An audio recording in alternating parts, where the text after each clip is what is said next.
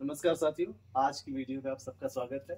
आज हम लोग जानेंगे कि अपवर्तक और अपवर्त क्या होते हैं और उससे संबंधित कुछ प्रश्नों को भी हल करेंगे। तो सबसे पहले अपवर्तक किसे कहते हैं या गुणनखंड किसे कहते हैं, यहाँ पर देखिए। अपवर्तक या गुणनखंड, फैक्टर भी इसको इंग्लिश में हम कहते हैं, दी हुई संख्या को पूरी तरह से विभाजित करने वाली संख्याएं जो होती हैं उस संख्या की अपवर्तक कहलाती है। अर्थात जो कोई भी संख्या है उसके अपवर्तक का मतलब हो गया कि जो जो संख्याएं उस संख्या को विभाजित करती है, पूरी तरह से काटती हैं। 4 के अपवर्तक, जैसे 4 किन किन संख्याओं से पूरी तरह से डिवाइड हो जाएगा? 1 से, 2 से और 4 से। तो यहाँ से 4 के अपवर्तक हो गए 1, 2 और 4। इसी तरह हम देखते हैं यहाँ 10 है, 10 के अपवर्तक क्या होंगे? तो कौन कौन सी ऐसी नंबर्स है जो 10 को पूरी तरह से डिवाइड कर देती हैं? तो 10 1 से डिवाइड हो रहा है, 2 से, 5 से और 10 से। ये दोनों जो अपवर्तक हमने लिखा है, इसको देख के जो अपवर्तक है इसमें देखिए कुछ आपको यहाँ से निकलेगा। सबसे शुरू में जब हम 4 के अपवर्तक लिख रहे हैं तो सबसे पहले आ रहा है 1, और इसी तरह 10 के भी लिख रहे हैं तो सबसे पहले आ रहा है 1। इसका मतलब और भी आप संख्याओं के लिखेंगे तो सबसे पहला अपवर्तक उसका 1 होगा। तो यहाँ से ये निकल के आता है कि 1 प्रत्येक संख्या का अपवर्तक है। और अपवर्तक की जब हम शुरुआत करते हैं तो सबसे पहले 1 ही हम लिखते हैं किसी भी संख्या के लिए। प्रत्येक संख्या स्वयं के अपवर्तक है। जैसे 4 के अपवर्तक में सबसे अंत में क्या आया? 4 आया, तो स्वयं वो संख्या है। 10 के अपवर्तक आप लिख रहे हैं, सबसे अंत में 10 आया। तो किसी भी संख्या के अपवर्तक जब लिखना शुरू करते हैं तो शुरुआत 1 से होती है और आखिरी अपवर्तक उसका स्वयं वो संख्या होती है। इस तरह से अगर देखें हम तो 4 के अपवर्तक कितने हैं, कौन कौन से हैं? 1 है, 2 है और 4 है। इसके कुल मिला के 3 अपवर्तक हैं। 10 के देखें अगर 1, 2, 5 और 10, कुल मिला के 4 अपवर्तक हैं।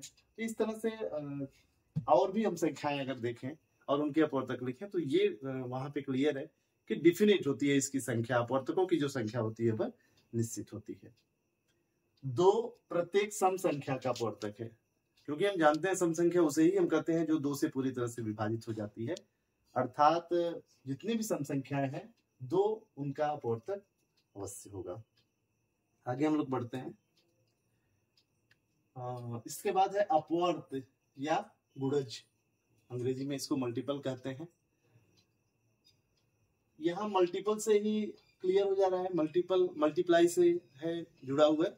तो किसी संख्या के अपवर्त या गुणज निकालने के लिए क्या करते हैं? हम मल्टीप्लाई करते हैं। किससे मल्टीप्लाई करते हैं? 1, 2, 3, 4 से।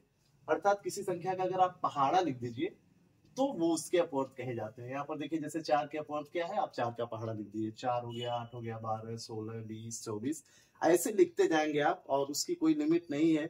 आप असीमित उसके अपवर्त लिख सकते हैं। इसी तरह 8 के अपवर्त हम लिख रहे हैं तो 8, 16, 24, 32, इस तरह से आप आगे लिखते जाएंगे। यहाँ पर ध्यान देने वाली बात है, जब हम 4 के अपवर्त लिख रहे हैं तो सबसे पहले हमने 4 लिखा है।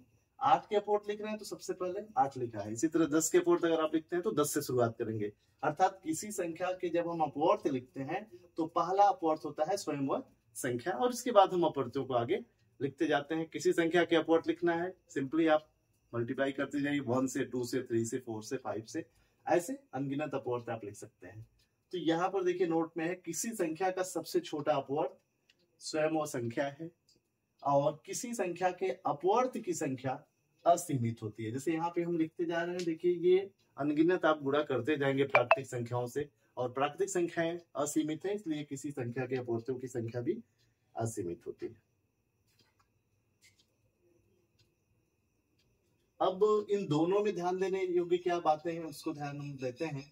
किसी संख्या का सबसे छोटा अपवर्तक 1 है और सबसे बड़ा अपवर्तक स्वयं वह संख्या है। जब हम अपवर्तकों की बात करते हैं या गुणनखंड की बात करते हैं तो किसी संख्या के लिए सबसे छोटा अपवर्तक या गुणनखंड 1 होता है और सबसे बड़ा अपवर्तक स्वयं वह संख्या होती है।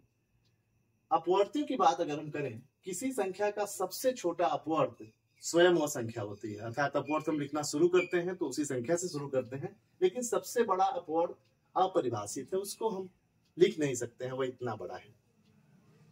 किसी संख्या के अपवर्तकों की संख्या सीमित होती है। जैसे अभी आपने देखा, अपवर्तक निश्चित संख्या में होते हैं 2, 3, 5, 7, लेकिन अपवर्त्यों की बात अगर हम करते हैं तो किसी संख्या के अपवर्त की संख्या असीमित होती है। तो ये दोनों को एक साथ मिला के कुछ विशेष बातें हैं जिसके बारे में हम यहाँ पर चर्चा करते हैं।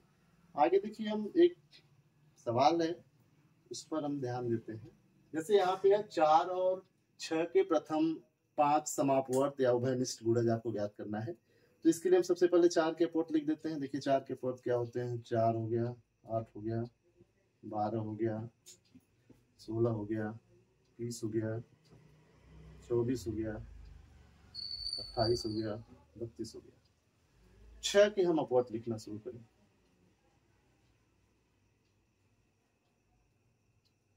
तो यहां से शुरुआत 6 में 12, 18, 24, नेक्स्ट है 30, इसके नेक्स्ट है 36।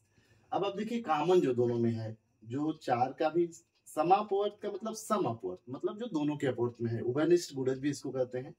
तो 4 और 6 में सबसे पहले क्या कॉमन क्या मिल रहा है आपको, 12 मिल रहा है दोनों में। तो 4 और 6 के अगर आप समापवर्त लिखते हैं तो शुरुआत होगी 12 से। दूसरे नंबर पर क्या है दोनों में कॉमन, देखिए 24 है, यहाँ भी 24 है। आगे आप बढ़ेंगे, देखिए अगर हम यहाँ पे 4 वाले में 4 9 36 पहाड़ा लिख दें, ये 36 दोनों में आ रहा है, कॉमन आ रहा है। तो ये देखिए स्वयं में अगर देखिए आप अपवर्त देखिए, सॉरी समापवर्त देखिए, तो पहला है 12, दूसरा है 24, तीसरा है 36, ये 12 का पहाड़ा हो गया। इसका मतलब 4 और 6 के समापवर्त जो होंगे वो क्या है, वो 12 का टेबल है। 12 हो गया, 24 हो गया, 36 हो गया, 48 हो गया, 60 हो गया। तो आपको बहुत ज्यादा अपवर्त निकालने की आवश्यकता नहीं है, कम ही लिख के उसमें से एक भी अगर कॉमन मिल गया, पहला भी कॉमन मिल गया, तो आप उसका अपवर्त निकाल लीजिए, वो दोनों का समापवर्त होगा, या 2-3 अपने कंफर्मेशन के लिए आप निकाल सकते हैं। तो इस तरह से 4 और 6 के प्रथम जो अपवर्त हैं 5, आप वहां पे लिख सकते हैं। इस टाइप के भी सवाल कभी कभी पूछे जाते हैं। ये कुछ अभ्यास के प्रश्न आपके सामने हैं, जो अभी अपवर्त और अपवर्त की चर्चा हुई है।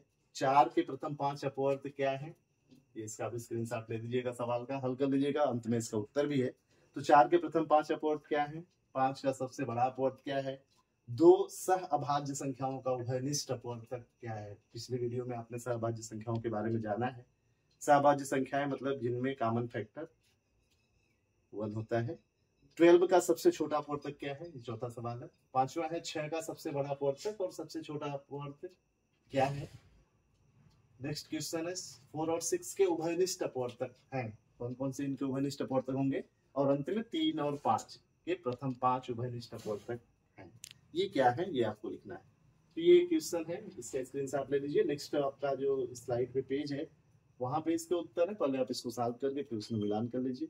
ये उत्तर माला है देखिए लास्ट में, और ये उत्तर माला का भी स्क्रीनशॉट ले लीजिए। अब जो प्रश्न आपने हल किया है उससे इसका मिलान कर लीजिए कि आपने जो हल किया है वो कितना सही है। तो उम्मीद है कि आप अपवर्तक और अपवर्त का जो कॉन्सेप्ट है इस वीडियो से आपने समझा होगा। Thank you. आप चैनल को सब्सक्राइब जरूर कीजिएगा। धन्यवाद।